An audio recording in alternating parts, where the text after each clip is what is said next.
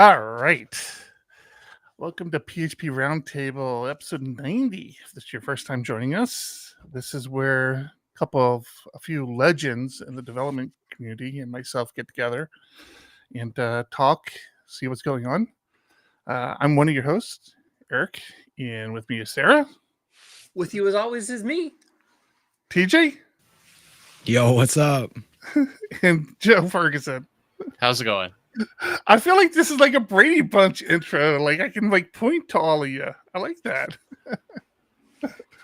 Yeah. So it's been a month, my friends. What's been going on? I went on a road trip.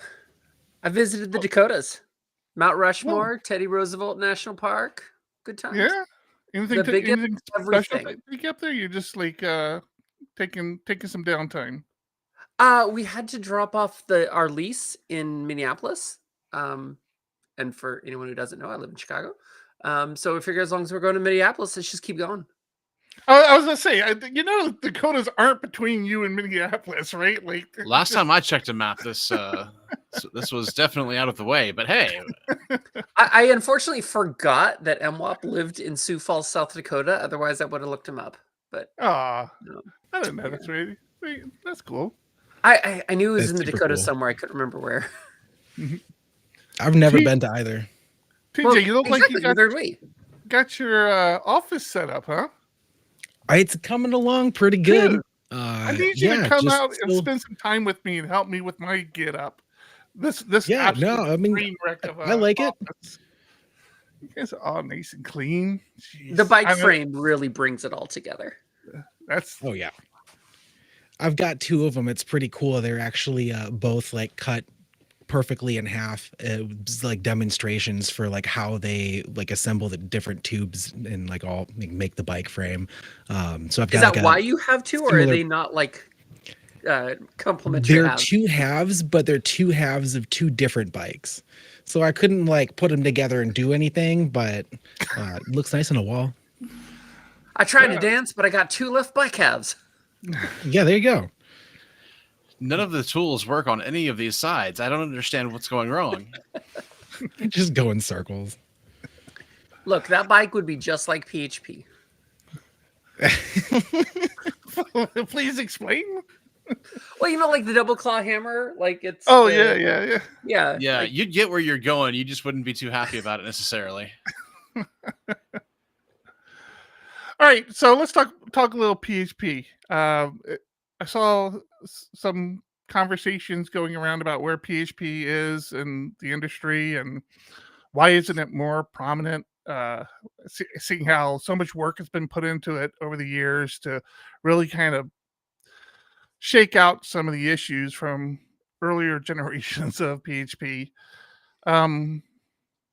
What do you feel about that? I mean, I know, Sarah, you're more the internals person. You do PHP every day, and I don't know what your if you have your fingers on the pulse as far as adoption in the industry, but I know for myself, it's I live in this world, right? So it's all I see. Obviously, I read articles and I hear about how people struggle to get PHP introduced.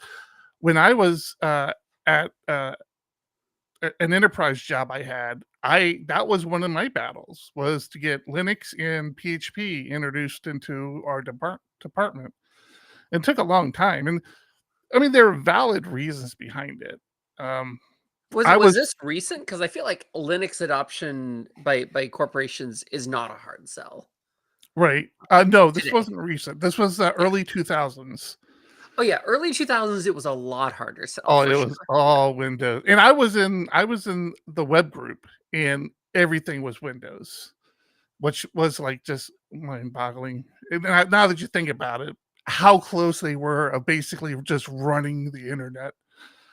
But I was also really fortunate. I don't know if any of you've heard the story, but I was very fortunate back then because Zen had a lot of muscle behind PHP at the time, and that was the biggest choke point with introducing things in the enterprise. Is, hey, we need support. Like we need to it needs to be a supported solution. You need to be able to call a company, tell them something's broken, and have them fix it.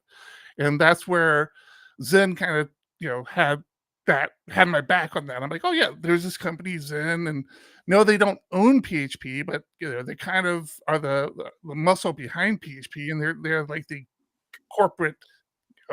They had a pecuniary interest in making sure that PHP came to the front. So yes, yeah. So I do want to respect TJ's game on having that hat ready that fast. That was pretty awesome, dope. right? That was smooth, yeah. Yeah, no, you plan set that that up, and I saw it sitting here. I had to just go for it. We'll send the sponsorship invoice later. Yep. Yeah, So, Rogue Live, get on that. I was able to get I it think in, they but it sold was even with that, it was not easy. So yeah, I don't know. I just do any of you have any opinion on that? Like what's been your experience and any thoughts? Well, you started off directing that to me, so I'm going to jump in first because also I just talk too much. So like you implied, I don't spend my day writing PHP, so I don't have a strong sense on like the pulse of where we're at. Mostly when I find out what the state of PHP is because a conference is coming up and I want to collect some stats and I want to find out where we are in things like version adoption and things like that. Like how many people are still using 5.6. Spoiler alert, it's still not 0. But it's getting better every day. But stats only tell you so much. Like you look at like W3 stats and you're still going to see that, oh, PHP is used by 80% of websites, which I'm sorry, kids, that's a pucky number.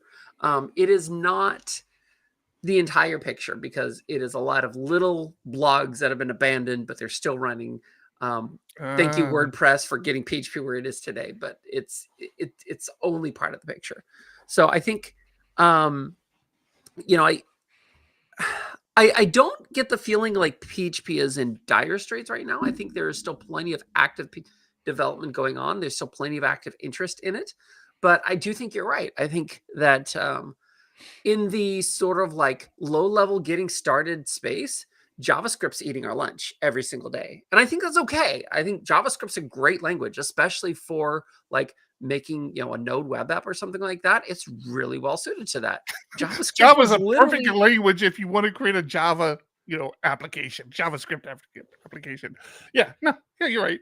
But JavaScript was literally built for the browser. Like it was, everything about it has the web in mind. A big part of how it eats so much of our lunch is when it comes to teaching somebody in a boot camp situation, especially in a career retraining scenario that I see a lot in my local community.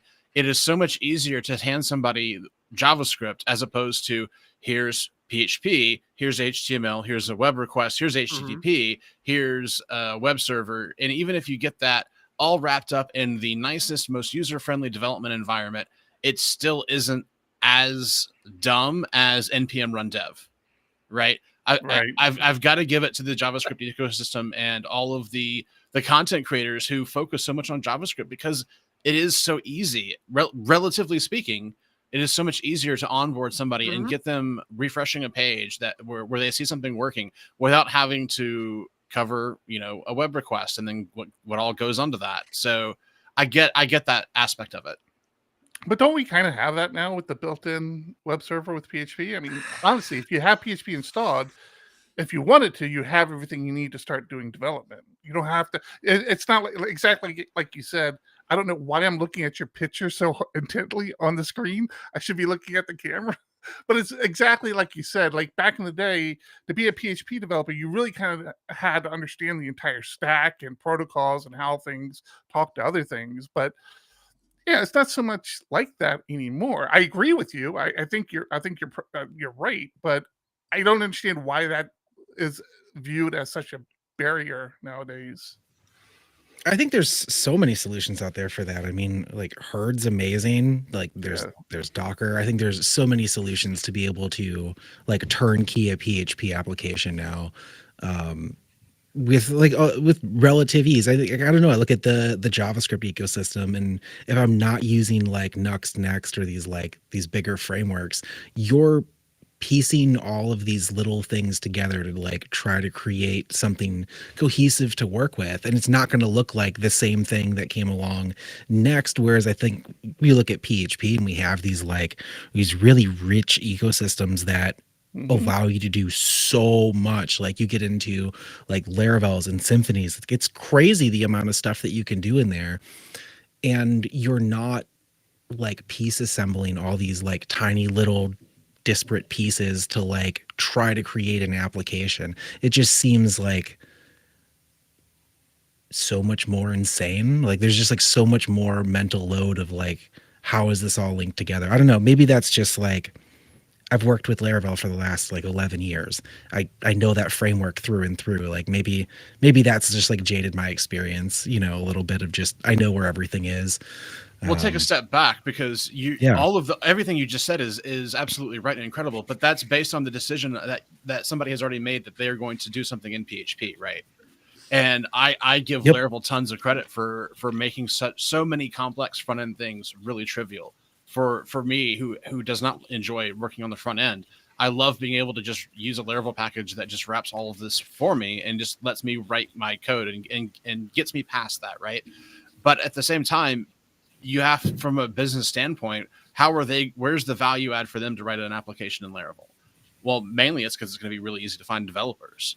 But when it comes to somebody who's running a boot camp or somebody who's running a program to do career retraining certification, they're actually looking at the real-time job market. And here in Memphis, the job market does not include PHP. It is just not even in the conversation, which is horrible in my opinion, because I feel like I'm obviously a huge ambassador for it, but in Memphis, Java rules and Well, .NET rules, but that's Well, and because we compounded have with that, big the job companies. market in general, it just kind of sucks right now.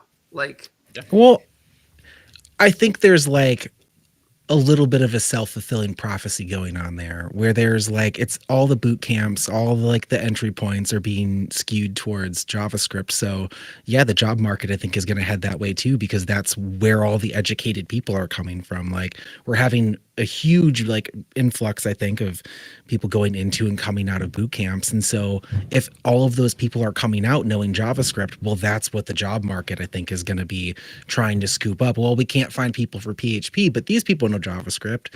Like we can roll with that. And I think it I goes don't know. back I to just, companies were willing to hire JavaScript, knowing that they could either be front end devs or they could be writing Node server side stuff, and having that flexibility versus having somebody that's going to come out, even going into a Python bootcamp, right? Is still very risky going through a Python or teaching somebody Python, because the focus is going to be very, very much data analyst or data science, or it's going to be Django or Flask, right, for web apps. So that's really kind of the pigeonhole. Whereas with PHP, you still have best of both worlds. Plus, there's a rich front end ecosystem that's just as rich of an ecosystem as Django has.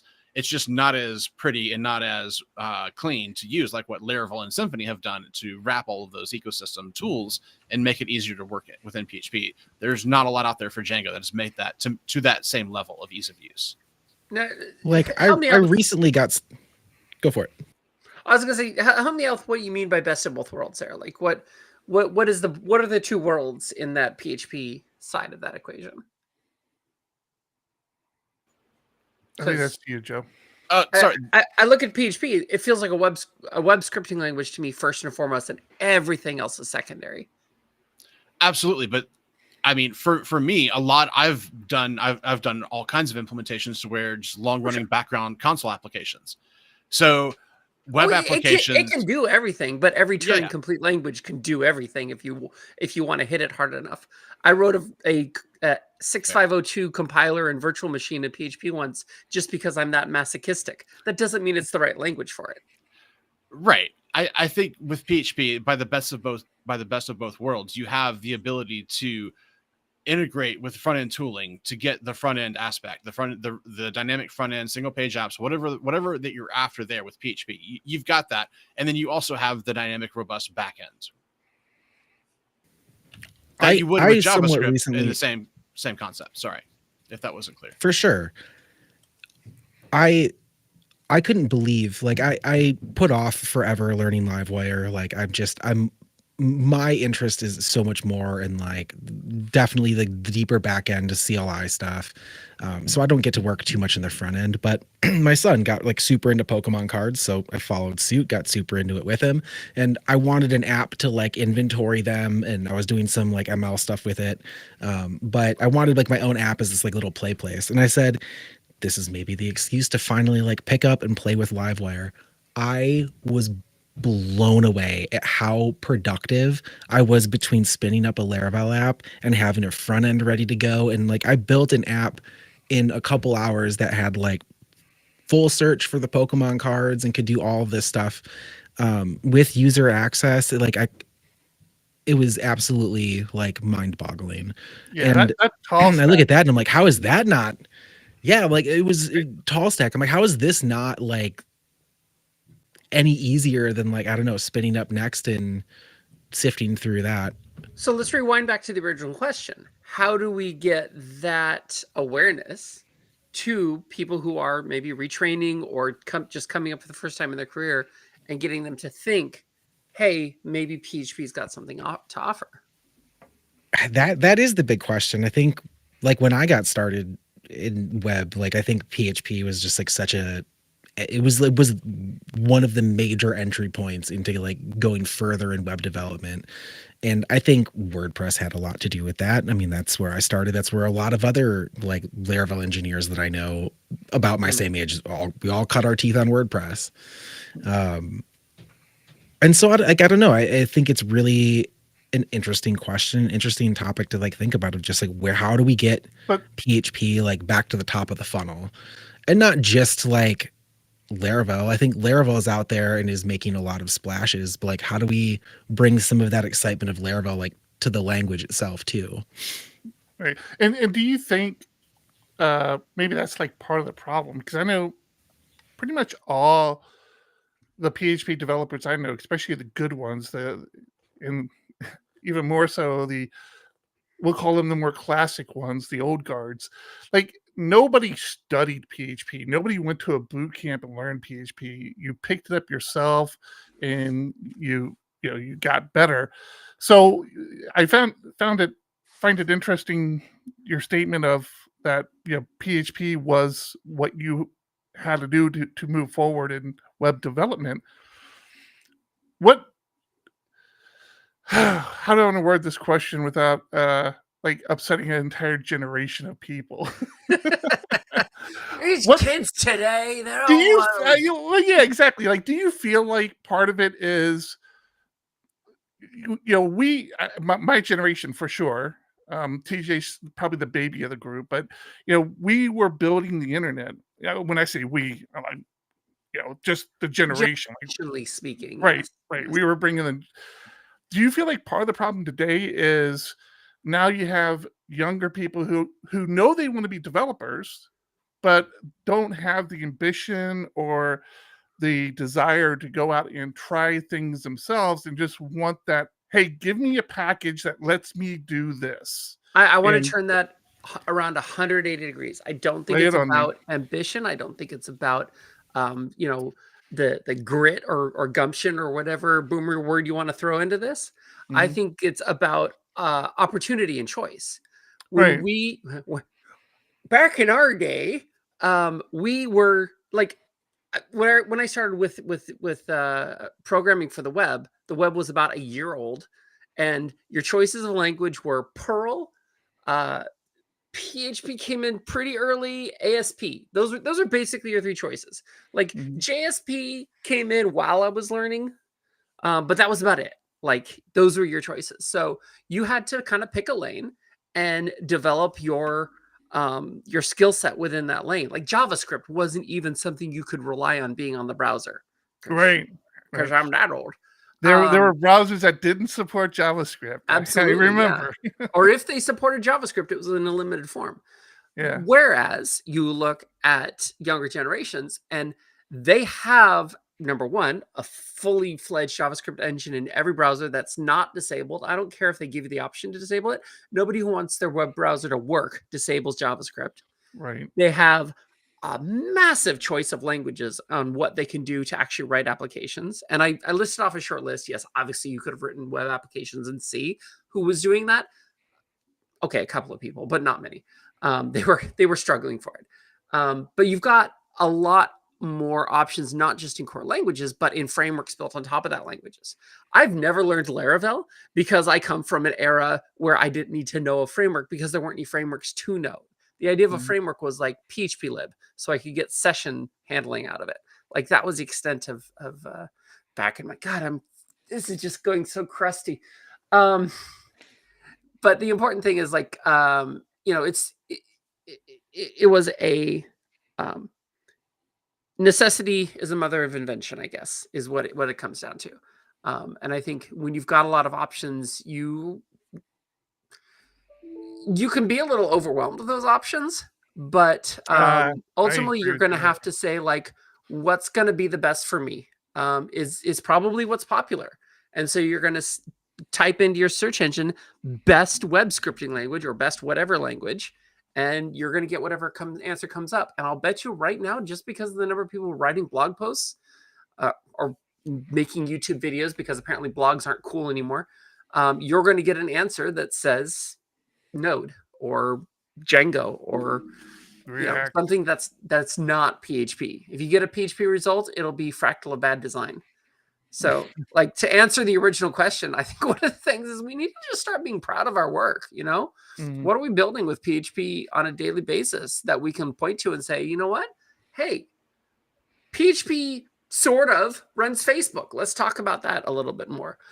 PHP, Jesus Christ, all the ones that I can think of, like, yeah, PHP is still used at Yahoo, but nobody's going to get excited about that. There are people that don't know what Yahoo is anymore. Yeah. Zillow's a PHP house. There you go. Yeah. Is in one of the mailing like newsletter MailChimp. Yeah. I think MailChimp's got MailChimp's got stuff in their stack. So engineers at these companies, talk about your work and what you're doing and why it's awesome and why PHP helps make it awesome. We have friends at some of these companies. Yeah, I'm not going to name names, but we do.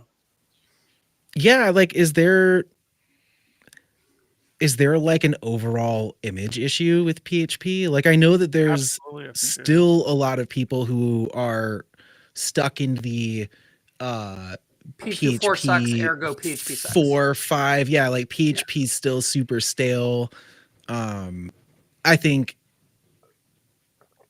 I don't know. You just like look around at a lot in the JavaScript ecosystem, and there's like a lot of like flashy and sexiness, and like it's like we need like a rebrand, like we need marketing. Like I don't know, like how because part of it's like the content that you're getting out there, but like I think part of it too is just that like ethereal image that's out there of. Like how when any of us talks about JavaScript, the first thing we talk about how NPM is just the best. Yeah, That's the word that we're going to use. And by the best, I mean, that's the thing I don't understand. Slightly better than Python. Give it that. I'm not a great developer. I am the first to admit I'm probably one of the worst developers I know, but I get by with PHP not only because the language feels more approachable to me, and again, been doing it for a while, it should feel more approachable to me, but the tools behind it are more approachable. When Composer was introduced in the PHP ecosystem, had no problem picking it up, and it always worked as expected. For a brief moment in time, I started playing around with Vue because Vue became really big in the Laravel community. I'm like, okay, maybe this is my solution to the front end. So I started playing around with Vue, and if I do, npm, run dev, and there's an error, I'm like, well, nope, this application's dead. Can't just start new. I can't figure it out. Like I can't correct those errors. If the npm doesn't run, I'm dead in the water. I'm deleting directories and trying a new install. I don't get it. I don't understand how that's easier for people. It's easier once you're in it, I think. Anytime you're learning either a new framework or a new language, there's always that uphill battle. I've been trying to pick up Rust recently, and there are Oh, I definitely got some quirks to questions it about for that you. give me some frustration. But at the same time, gosh darn, the Rust compiler is actually really helpful. I've also been I playing with wish. some Rust recently, and it's pretty neat as somebody who does very little of that kind of programming. Well, I went from 0 to let's write a PHP runtime in Rust over the Oh, course of about 2 days. I yeah. haven't finished by any measure, but like I feel enough confidence. It's like this is familiar enough. The error messages are helpful enough that I'm getting over my bumps. Like I wish PHP had the kind of really helpful error messages that Rust has. And there's reason why it doesn't, but So we it, talked about I this. mean, do we have a path to get there? Is that a feasible thing? Like Right. for the language though, like Come on. I think for the language that PHP is, it's too damn flexible to really get that kind of feedback loop on the error messages. The reason that Rust is able to give such good error messages is because it's really inflexible. You know, Rust does not have a like, oh, suppress errors, it's fine. Oh, casually convert this type, it's fine. Oh, mutate this reference that came in, it's fine. Like, You Rust is sneeze much and more opinionated. you about such sneeze and things. Russ has an opinion on it. Yes, exactly. yeah, I think that sounds so similarly to like Elm. And I know like I've always heard such glowing things about like the Elm compiler and how that is just like gold standard for development experience. And yeah, it's like I wonder like what that looks like to start like bringing some of that like back to PHP. Like, and like I've said, like I think Laravel's done a really good job with branding and outreach, and I think they're kind of heading in that like JavaScript sexy direction. And I think, how do we bring some of that back to like the language too? Because I think like Laravel's out there really kind of pushing this forward, but yeah, how do we do that like on the language side too, and kind of be able to work it from both angles? Well, so we've made a lot of efforts, like in Fig. This was a priority. The foundation is doing this as a priority, but getting frameworks involved as helping to steer the language, helping to at least influence. Say like, hey, our lives would be easier if we had X. Like that is a good feedback loop of information for, excuse me, what the language should be doing. Because otherwise, all you have is a bunch of C and C++ developers saying like, oh, wouldn't it be cool if we did comprehensions in PHP? That sounds fun. And maybe nobody's actually asking for that. So I want to see more of that happen.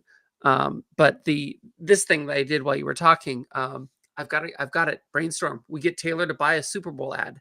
That'll fix it. That would Super Bowl ad would not help. I mean, I don't know. Like I've actually heard this where people are like, yeah, Laravel's cool, like, and they're really into it.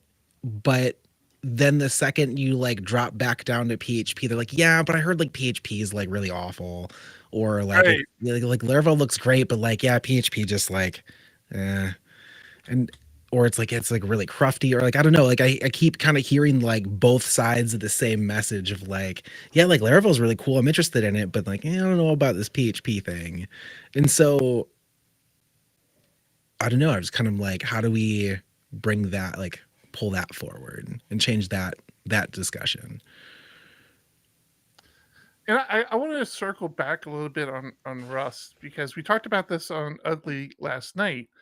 I see a lot of posts out there about Rust and Rust for PHP developers. Nuno, again, in the Laravel community, has a great talk. He gave it at Tech a couple years ago, Rust for a PHP developer. And it was like just kind of the basic like understanding of Rust and that sort of thing. And I watch these things because I'm like, oh, that looks kind of interesting. And exactly like you said, Sarah, I've heard so much positive stuff about the Rust compiler. Like basically, if it gets through the compiler, your application's running. Like it's going to be fine. But Well, it's gonna run, but yeah.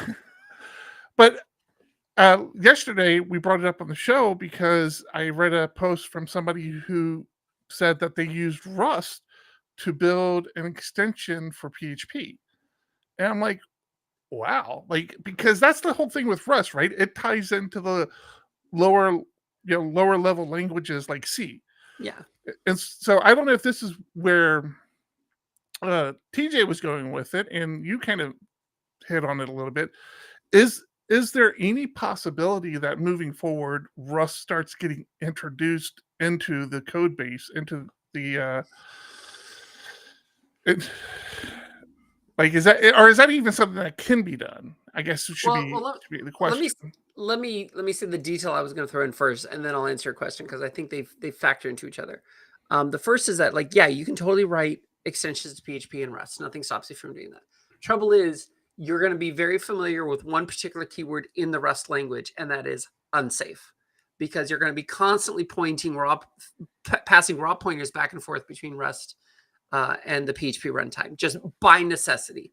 Most of what you do in PHP is calling some Zend API or something like that to, populate an array or whatever you're going to do. And because PHP is written in C, that means a lot of just YOLO raw pointer access. I think, and then to get into your answer, could we see some Rust inside PHP?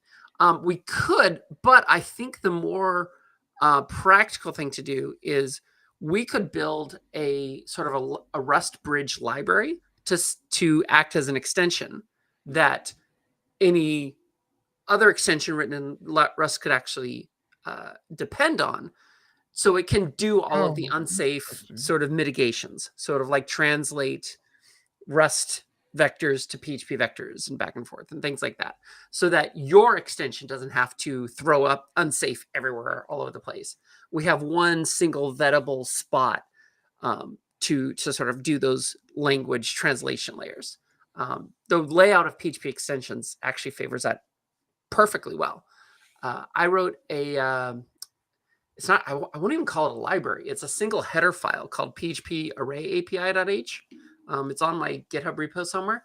And that just lets you not have to deal with the weird Zend APIs for accessing hash tables and worry about version differences. It just gives you like a clean set of APIs that look like what you would do in PHP. And it just, through C headers, just translates everything around. Actually, the Mongo extension was using that before I ever started working at MongoDB, because it's actually kind of a useful thing. We could do something like that, is my point, for Rust integration, to make life easier for people developing extensions in Rust. Gotcha. So PHP, kind of far afield. PHP internals won't be rewritten in Rust in the coming years? That feels unlikely. It feels more likely that I will finish PHR, which is what I'm calling my Rust PHP compiler. It seems more likely that I will finish that than we will actually rewrite the core of PHP in Rust. Just because at that point, yes, you have rewritten everything, and you might as well just start from scratch. So, yeah. By the way, Gene has been active in the chat over here and is volunteering to jump in, but apparently without camera. Probably because it's quite late there. I'm not sure. That's fine. If you want to send him the link, yeah, I can do that. Even looking at, I was assuming you're talking about Discord. Yeah, Discord. Yeah. I try in Discord. If somebody wants to, I want this to be a round table. Or a Pac-Man table, because you need to leave room for people to get in. So yeah, let's keep talking. All right, so what do we think? This can be a hot take.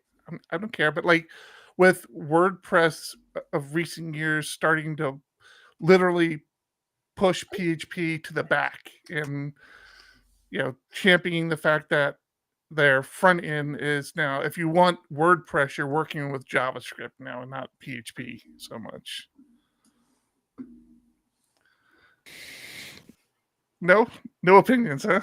I recently tried to create a fresh WordPress site, and all I wanted to do was I wanted to pick a theme, and I wanted to just copy paste some boilerplate code, and just let it run. And the default editor was such a terrible experience for me for being somebody who was used to, I guess, what is the old editor, where I had a subject box and I had a giant white input box that I could just paste code in, or I was forced to use this visual editor, and it just it's WYSIWYG only.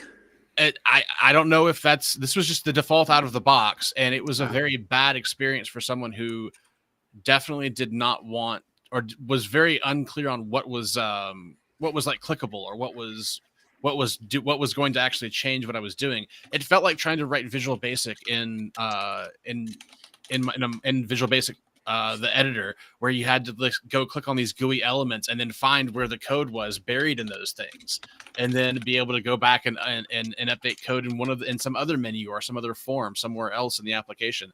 It just felt very, very clumsy and not at all what I wanted to do. So I just literally wrote a static Markdown site and used like Hugo, or I think I used Jigsaw.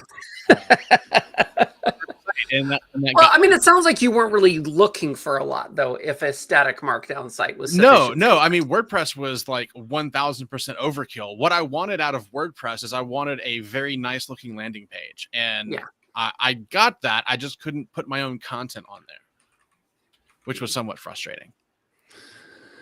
Okay, we have Gina. No camera. Hello. Not Yes, showing up here. It's 11:40 p.m. here, so kind of a bit late, and my girlfriend is kind of sleeping behind me because I live in a tiny studio. So no camera for me, sadly. No, but yeah, trust me, more people wish I didn't have a camera. I get that a lot. no, surely not. Surely not. So you've been listening to the show. Any opinions? I want to give you an opportunity. I got him catch up. Maybe 10 minutes ago. I saw this vaguely, so I just got like a bit of the. Yeah, but you spammed our wall with comments, so now you're suckered in. Yeah, that's fine. That's fine. No, I think I suppose I'll jump in a bit on the Rust thing. A quick introduction, if you don't mind first. Yeah, sure.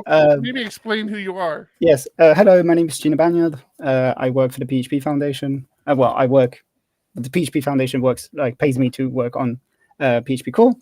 Yeah. I care about the type system. I care about semantics. If you've ever hit a value error in PHP 8.0, that's probably because of me. If you have used intersection types, that's also because of me. If you have used the range function in 8.3 and you get different behaviors, that's also because of me. I just care about the very weird nitty-gritty semantics, which are kind of weird. I try to deprecate short tags at the beginning. That didn't go too well. But yeah. So I'm hearing a lot of correctness and type safety. So you're all for rewriting in Rust, right? I mean, I think the difficulty is that I don't see how it's possible. It's the main thing. Small details like that, yeah. Small details. It's never stopped a PHP developer before. What are you talking about? Exactly what I was about to say. That is true. I mean, I think we're already struggling to get generics into the language, so rewriting it in Rust might be a bit difficult. The state of parser tools in Rust is actually kind of immature, so yeah, that's probably issues. I think it's more like some of how you can improve error messages. I mean, I think it's part of it is like doing stuff, trying to move more stuff into the compiler, because PHP does have a compiler that compiles your file and then generates it into an AST, which is the place I understand the least actually of the code base. But I think so. Yeah, it's possible to improve, but then you hit stuff like. I mean, I think when I was improving the semantics of the increment and decrement operator, and the fuzzer was just finding so many seg faults because the VM was not expecting a warning to be emitted, at that point in the stack. And it turns out PHP has these wonderful features which are called an error handler and the globals array. So you can, in your error handler, rewrite the variable which is being incremented via the globals stuff, which would obviously break because then you're having a reference to something that is not a thing anymore. And yeah, you should never do this, but because this is a possibility, at the engine level, we kind of need to support this, which adds like a lot of like guardrails and like stuff which is complicated and which makes everything a bit hell. It's kind of that, and I don't see how you could fix stuff like this. I mean, we could go and deprecate globals, but I mean, some people I know would be unhappy because they have a code base from the PHP 4 era, which I depend on space for heating. Yes, obviously, obviously. But it's kind of this, and I think this is, it's, in some sense, it's the strength of PHP as well, in that like the language seems to be somewhat backwards compatible enough that like we didn't have like the Python 2 and Python 3 thing where like people were just like, oh, we need to support 14 years as end of life PHP, like Python 2.8. For people to move to Python 3, and even then some people were like, we don't do it because it's too difficult. But so this is a conversation that has come up in internals, though, the concept of additions, or yes, you know, a hard break at like 9.0 or 10.0 or something like that. And as you know, it hasn't gone far because of the fanatical dedication to backwards compatibility. I mean, I feel part of the issue, wasn't it, that like Nikita brought this up and there was meant to be some sort of like meeting or whatever that didn't happen because of the dreadful year, which was 2020. Yes. The year that must not be named. Yeah. Exactly. So it feels like there might have been stuff moving there, but yeah, it did not happen. And I also don't think additions are necessarily the most convenient thing, because we already kind of have this with like the declare statement and strict types, and we need to maintain two different kind of versions of the programming language, and people need to like know the difference between the two differences, which I always find is a bit the consequence strange. of not doing that is that you're going to have the PHP 5.6 problem times 1,000. You're Yes. going to have people who are like, well, I'm not ready for PHP, 9 because it completely changed so many points of the language that I'm just going to have to stay on this forever. Yeah, I and think Python saw that. Python saw that with Yeah. Python too. Yeah, and I think this is like, I mean, I'm still somewhat surprised that like my IFC with like changing increment and decrement to some degree got accepted unanimously. I was expecting some pushback. Well, Nikita managed to reverse the precedence of the ternary operator, which I was really impressed by. That is impressive indeed. But I think it also feels like part of like some of the design of PHP. Like I feel like I maintain SPL. I say maintain. I dread actually Somebody's like got to. yes, and like in terms of SPL is I don't know, like was concocted in an era where it feels like let's do class inheritance all over the place. Okay, I'm going to say something, and I love you, Marcus Berger. If you happen to be listening from Switzerland or wherever you live now, you invented SPL in your closet over a weekend, and it might have been a little too ambitious. Ambitious, yes, thank you. That's the word. Love you, sweetie, but come on. It has some technical choices. I mean, like one of the IFCs I'm currently working on is splitting up array access into 4 different interfaces. Well, it's technically 7. To be like, oh, I can read an array and I can write to an array, like an array like object. And yeah, the current design of array access is questionable, if I may say. But yeah, it's. I think like we've gotten good enough by improving PHP step by step, and I don't think also we don't have the bandwidth to just do like a hard break and then decide to be like, oh, like reinvent a new language, like, or like do a soft fork of the language to do something else. Although I do have ideas for that, because when internals annoys me and I'm like, oh, why am I dealing with this? I go back and scribble on my notepad. This is absolutely not something we can do. It's crazy. We shouldn't do it. I have a fork for it though. Yeah. Because I'm almost there. But I have OJS made it back in. Viva, and yes. Because at some level it's a challenge, right? It becomes a personal challenge because you just get so offended at the silly request. It's like, of course that's not going to work. I'll have a fix in 2 hours. I mean, like, the thing is, like, a lot of my rabbit holes when people ask me, like, how do you find this? It's just like, I sometimes I actually, like, I just become a janitor and I just go through the code base and I start cleaning up and I see some piece of code and I'm like, what is this doing? And I start looking at it and I'm like, surely if I do this, this is not going to work. Oh no, it does something that I was not expecting. So yeah, it's PHP does some strange things if you go really nitty-gritty into the details. And I will say a lot of projects have this in some form or another. They have, you know, the unexpected things that didn't get tested for or didn't, you know, who would have thought anyone would order crocodile bottles of beer, you know? Yes. But that's what fuzzing is for. Everyone's got skeletons. So we don't seem to be making a headway of making PHP sexy again, except for the campaign we're going to start with TJ Miller bringing sexy back for PHP, I think. Oh, God. But, There was a You calendar. definitely do not want to make me about 10 years responsible for ago, that. you know? what was it? There Was was that a fair? calendar produced about 10 years ago. Joe's shaking his head because he knows this calendar. I am You're in that calendar, aren't you? I am not in that calendar, no. Thankfully. Are But you I am, really I am smart? aware of its And I'm existence. pretty sure Ramsey is.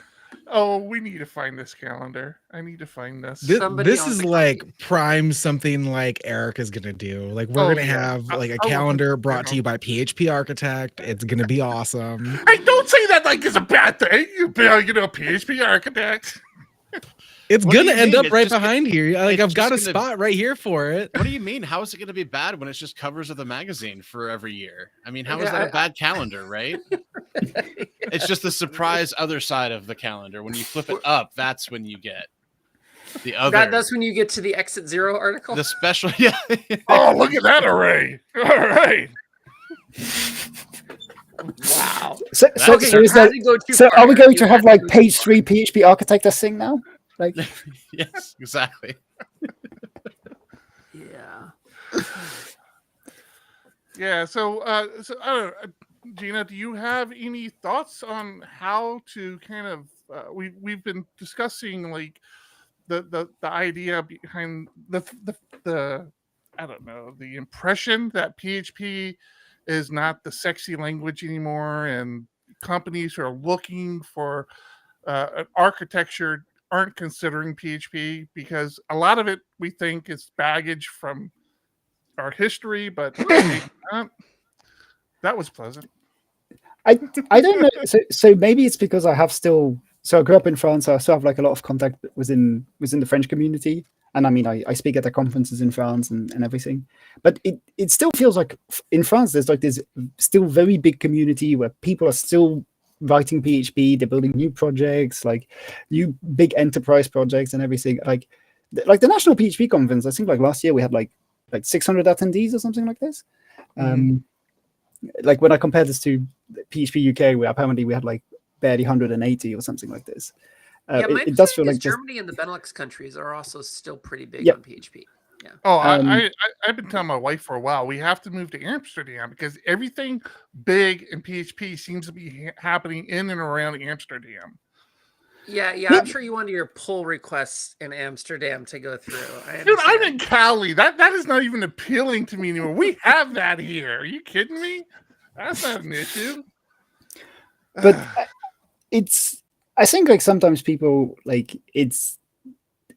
You have the impression of the technology, and you think, oh, like you can't do this. I mean, the one thing I like, I also participate in a French Discord, like help Discord and everything, and people are like, oh, like PHP doesn't scale. Like PHP doesn't scale. I'm like, what the hell are you on about? Like, That's like the one that every- pisses me off most because we like- are the most performant language out there. Yes, I'm sorry. and it's like the thing is, I'm like, I mean, I'm going to do it like slightly R18 here, but like most porn sites are actually written in PHP, and that's just factually true. And like, This is actually true. Yes. like Yep, for sure. they run like so many clients can access the website, and it just works.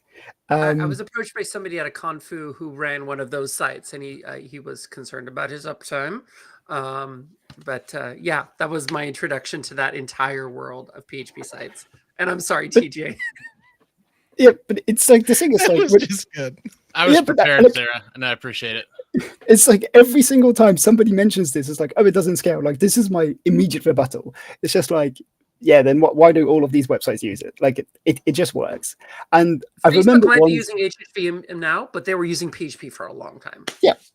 And I think the other thing is also people have this impression that their language is faster.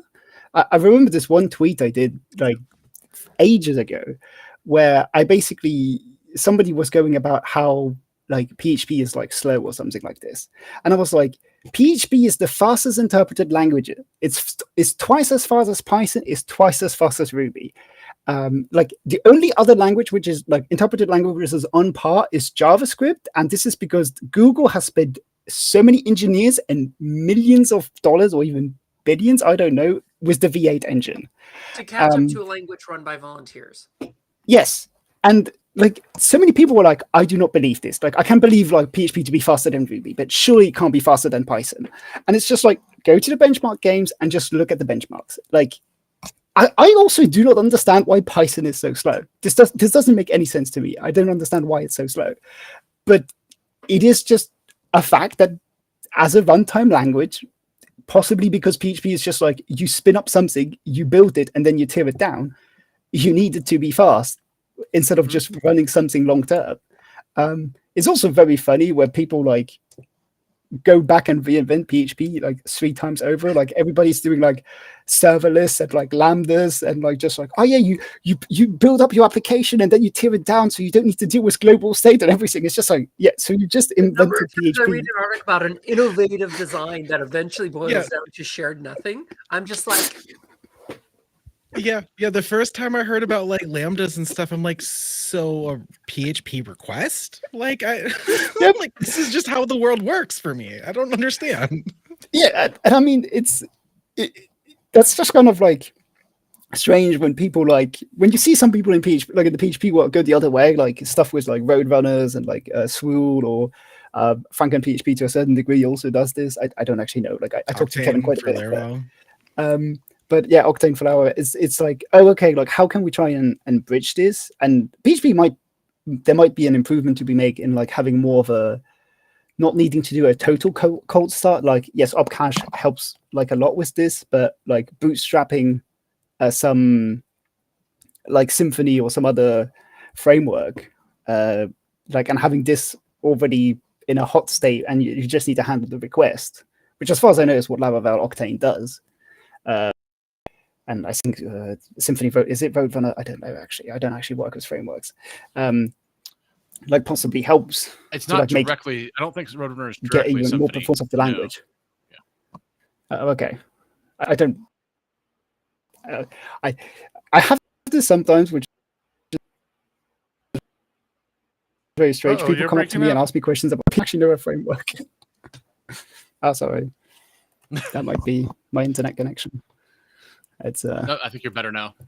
Yeah. Okay.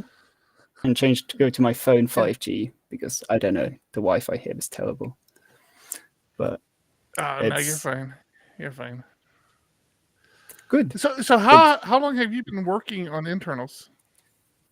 Close to 5 years. Paid by the foundation for 2 years now. I think 2 years. But I think the benefit that the foundation gives is that we, like, instead of working on a feature, is like I work on cleaning up the language and just going into extension and like tidying stuff up, because it's not the sexy thing, but it's a necessary thing with a lot of things. So yeah.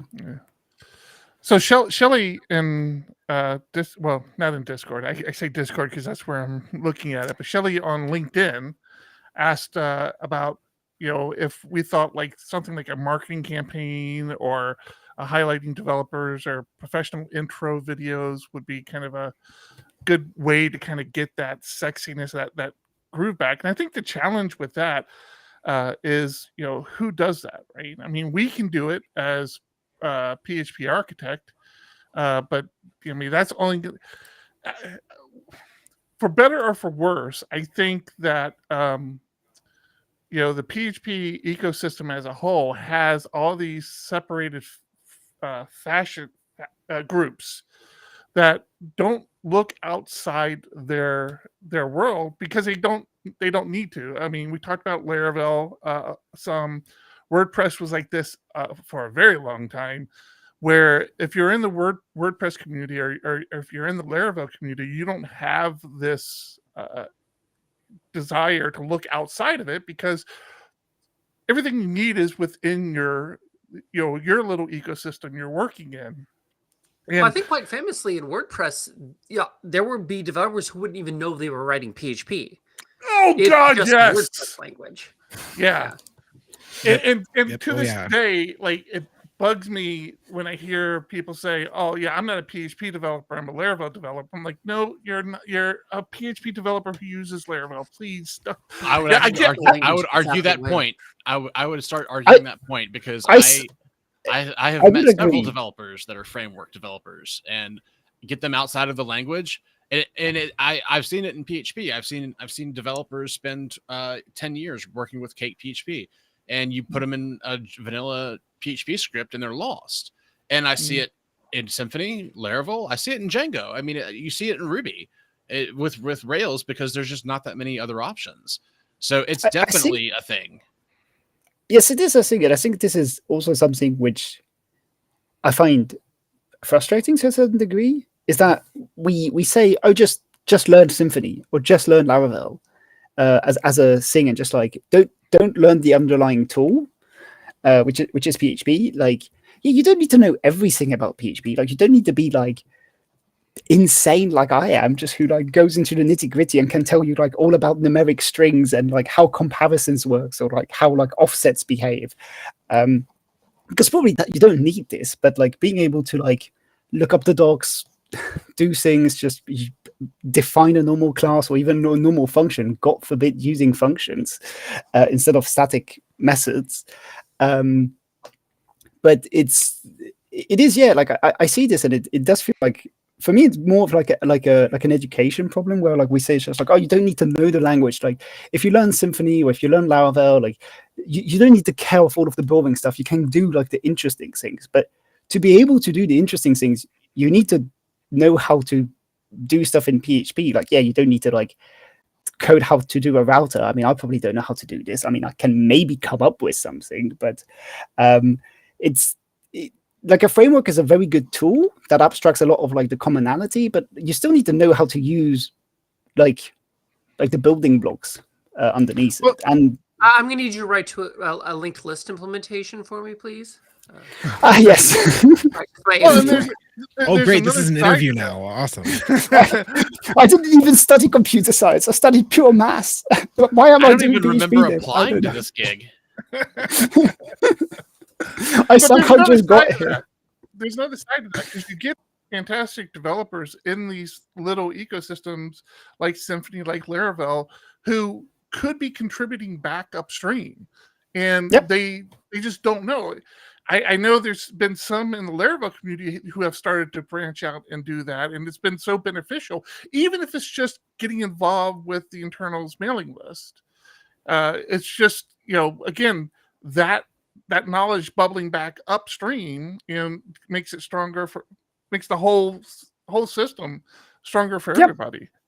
I mean, I think like the main thing which I find strange as an internals dev is it sometimes feels like we're viewed as like like an enemy, in that like we are here to try to break your code. We are here like what I'm trying to do effectively, even if it's by backwards compatibility, breaks, deprecations, and everything, is to make the language better, to improve the overall like experience for newcomers, so you don't get like shot in the foot and things like this. And it is good to like hear like feedback, even from everybody who's like, oh, this would be useful. Like, sometimes I think like some ideas are like, okay, this is not, I don't think this is useful, but maybe I don't see the value in this. And if more people came and said like, no, I think this is useful, or like, I don't agree with this decision, that would be helpful.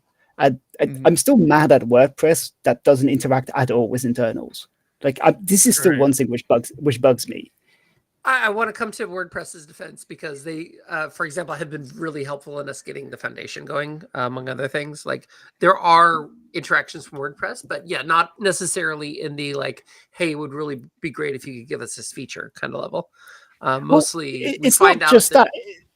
We find, like, I think the thing which is slightly frustrating is we find something broke WordPress because mainly Juliet, which I learned that does not work for WordPress. Like her job is tooling, finds that we are breaking WordPress in a surprising way. Like when we introduced the read-only keyword, which was months before the first alpha, it turns out this broke WordPress because WordPress defines a read-only function. So then we needed to go around and like hack around into the engine to like still allow being able to declare a read-only function, which then the year after, when I was implementing another feature, I was not understanding why. When I was implementing DNF types, we got like a bug report where like, okay, if you do read-only, and then you do like, you first start with like the parentheses, like of in the intersection, and then the union, it would break, like the parser would break because it was assuming it was getting a function name. And I had no idea why. And then I needed to ask like Ilya and Nikita to go back because we needed to build on a hack and then another hack to not break WordPress, when it would have been helpful if they would have told us in advance or like just had a look at it. While the discussion design was going on. Yeah, yes. Exactly. Yeah. I mean, if we do more things in attributes, I think that'll be not as big of a deal, but like read-only is an example of something that really deserved a keyword. Our Lexer is much more context-aware than it used to be. It used to be a big pain in the butt to get any of these things put in. Like the string keyword, for example, was another place where we ran into lots of problems in 7. We have a much more context-aware Lexer. The only way we're going to get away from these kinds of hacks, though, is to honestly just rewrite like a whole Lexer from scratch. And nobody wants to do that because it's a whole lot of work to get it right. And it's going to be a whole lot of work to maintain it. The read to see tooling that we use for our Lexer right now makes it a lot easier to do the common things. It just makes it harder to do the fancy things. So yeah, I mean, we have like the Sigma like to support intersection types, because if you have a function like the ampersand can be used to like declare a reference type, we technically have like 2 ampersand tokens, just to depending on the context, so that the parser doesn't get confused. Which was thank you, Ilya, for figuring this out, because I was lost. I had copy pasted Nikita's code for like union types, and I was like, why is this not working? And it's like, oh, references. Okay, cool. I think the better example of that is the short lambda functions. So like in JavaScript, you can just do open parent, close parent, arrow, and then an expression, and that's a nice short lambda. In PHP, you literally have to have the letters FN in front of that. And why is that? Because it was hard to do in the Lexer. HHVM manages to do this in Hackling, but if you ever read HHVM's Lexer and parser, it is a big old dookie of a hack. Like it is... Like there's comments in there saying, I'm sorry to my children and my grandchildren for bringing this shame upon our family by doing it this way. I mean, it's not quite exactly that, but there's definitely that spirit in there. It's not an appreciated thing, but wow, we're getting way afield on this topic though. I have to say though, like these like hearing these conversations and like hearing like the freshness behind the core of PHP, I think is so opposite like what a lot of people feel about PHP. I think there's such an impression of like crusty old guy yelling at clouds. Like there's just this like air around it. Like there is, and I've heard lots of people comment on it, but like the more I've spent time around the broader PHP community, the more like my opinion on that has changed. I think some of that has changed more recently with time. You know, there were people that I've talked to that I would, in a very belovedly, refer to them on a little bit like crustier, older side of PHP, little curmudgeon-y about it, and they're using Laravel now, and a little curmudgeoned about it, but enjoying it. And, I'm seeing those kind of like tides change. And I think like hearing these kinds of conversations about like trying to keep the language fresh, trying to keep it, moving forward and adding new features is, I think, sorely missing from like the broader conversations about PHP. Yeah, I think, and I've seen the argument both ways as well, because when a framework hits like Laravel, especially when it starts picking up some momentum, there's plenty of hate coming from the PHP community saying, "Oh, don't use a framework, don't use that framework, don't use."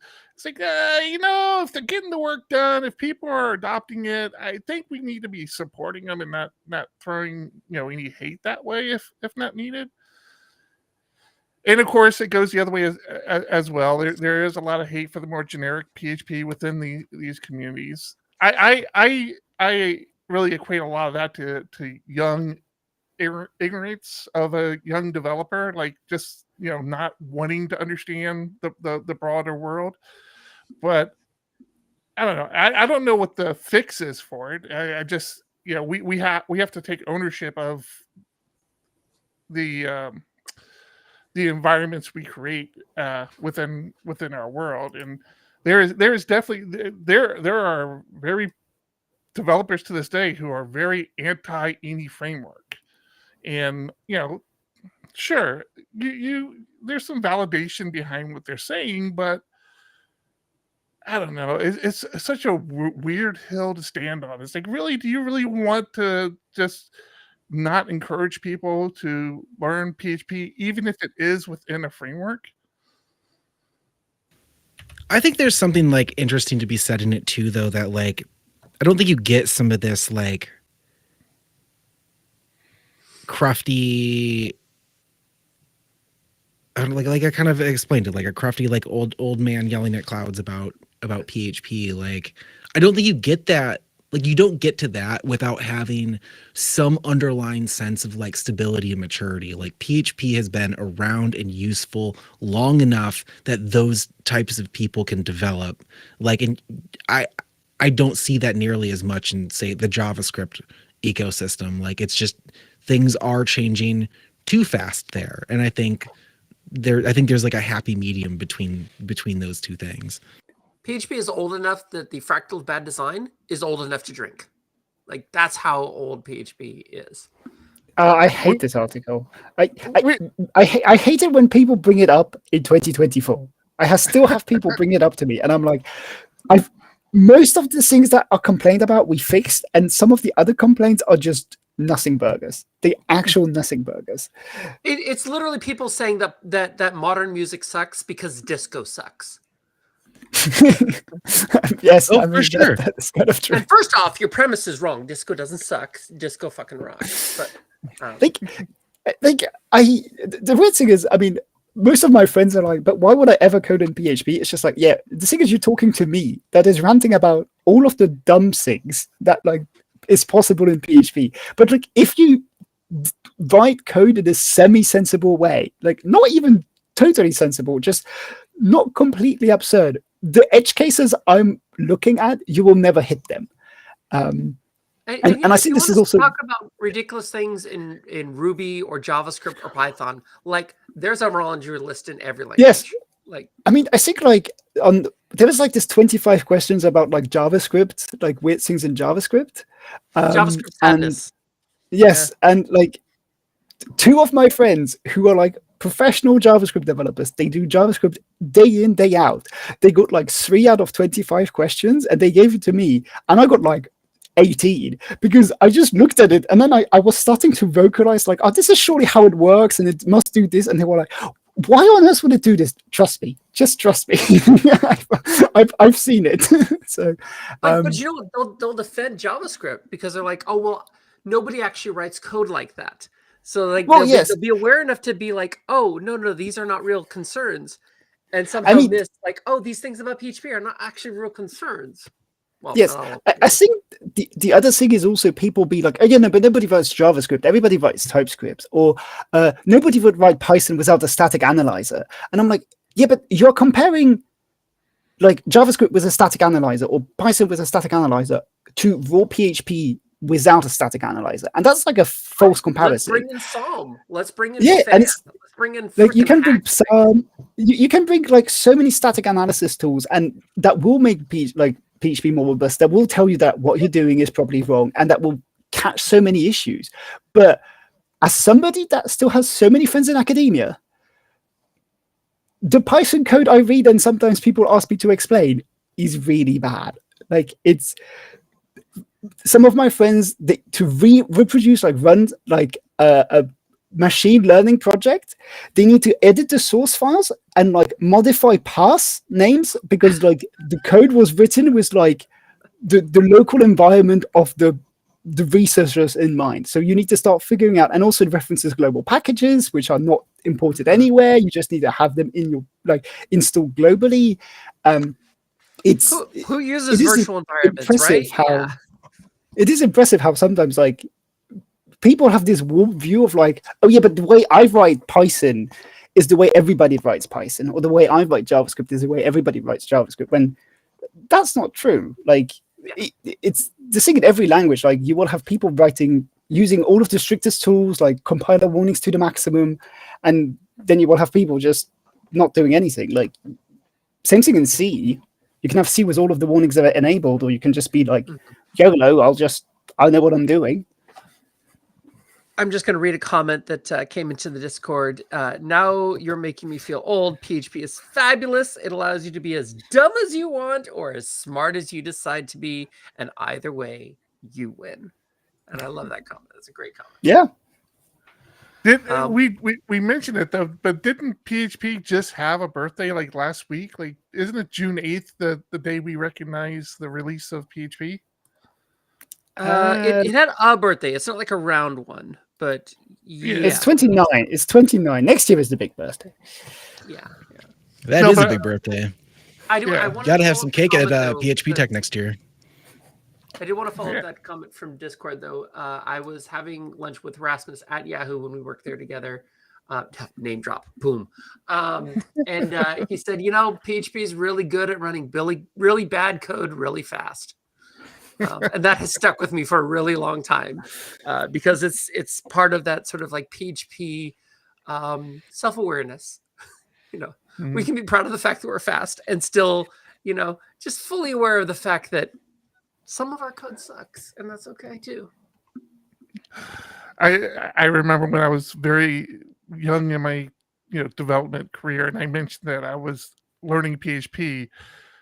A more seasoned developer looked at me and goes, "You know what PHP is good at?" I'm like, "What? Helping you shoot yourself in the foot." I'm like, "Wait, what? That doesn't sound good."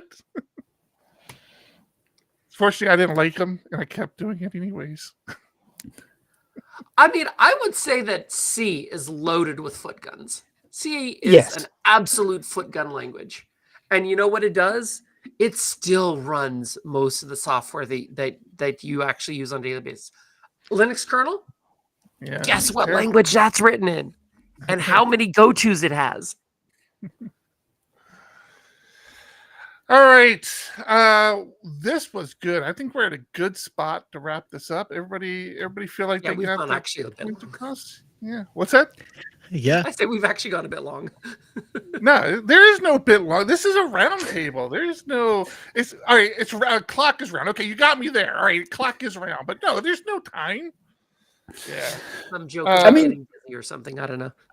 I suppose I just have like one last thing, which it feels that it sometimes feels like the PHP community gets excited about I don't want to say the wrong things that happens in a new release, but it's kind of weird that you see way more hype, quote unquote, about being able to use new class without parentheses if you're directly calling a method, rather than all of the improvements to like DOM and XML and HTML parsing that is going to happen in 8.4. And it's kind of weird that it feels that like anything that is what seems to get the hype. It's something just really tiny seems to get all of the attention, and some massive work to like improve loads of people. I mean, still people use SOAP as a server, and XML is important to them, and we just ignore this because it's not fancy. I do just XML, like I just use JSON or YAML or whatever, and this helps. Like fixing DOM and fixing XML will help way more people than just being able to call like a method immediately after like calling new. And I would like that sometimes the community at large would like pull their attention or like highlight the stuff better than what is being the small things, which feel to be inconsequential. An interface that actually improves the world for the majority of people, because the last thing we need is a fourth XML API. Yeah, no, that I hope. Problem, there are 15 standards. Just put it in SPL. No problem. There are 16. No. I already needed to learn the DOM spec to do the reviews, to do the code reviews. Like that's like hours of my life I'm not getting back. See, it's back to the whole marketing thing. You're not looking at it right. Like you when you do a release, you're like, oh yeah, we did this big fix and did this big change. No, we did this big change. No, all right, we did this one little thing that I think everybody's going to use. Yeah, y'all like that. All right, great. Just do those little changes every release. Just something small that everybody can sink their teeth into. All right, that's it. Man. Parentheses. I'm done for the month. Good job. That's 2 months in a row. We're gonna hit a new record 3 months in a row. We're gonna get to the point where it's actually been longer since an Everyone But Eric podcast has been put out. I'm gonna release that. By the way, did you ever send me that podcast? I was gonna put it on the tech site. Oh no, I did not. Sorry. Yes, you gotta send that to me. I still have the files. I will get them. I'm gonna get that up on PHP Tech TV. I promise. For those listening, Eric is referring to an audio-only podcast that was recorded at what was that conference? The one that nobody went to. I hate you. PHP Tech. That's the one. We sat down and we talked just kind of about nothing, but about tech and about for a very long time, including Mrs. Ben Johnson was in that. I almost missed my train coming back home, hanging out at that podcast recording. Yeah, it was a good time. So, by the way, I can take consent to actually be on that because I forgot to get everyone's official consent. I think it was implied, but yeah, we had a conversation about that, about the uncons, because we want to publish the uncons, so we might be doing that. Got to figure that out. Okay, we're getting off track. All right. Yeah. That's it. Go home. Thanks, I'm gonna go everybody. Sneeze at something. Gina, thank you for jumping on. We really do appreciate it. And thanks. Thank you for having me. No, thanks. We had Derek on last time, right? Yeah, same thing. Popped on. It was great. All right, thanks everybody. Until next month. If you're not aware, we're recording the second Friday of every month, 3 p.m. Pacific time. So translate that however you like, wherever you are. And hope to see you next month. Bye. Keep it shared, nothing. See ya.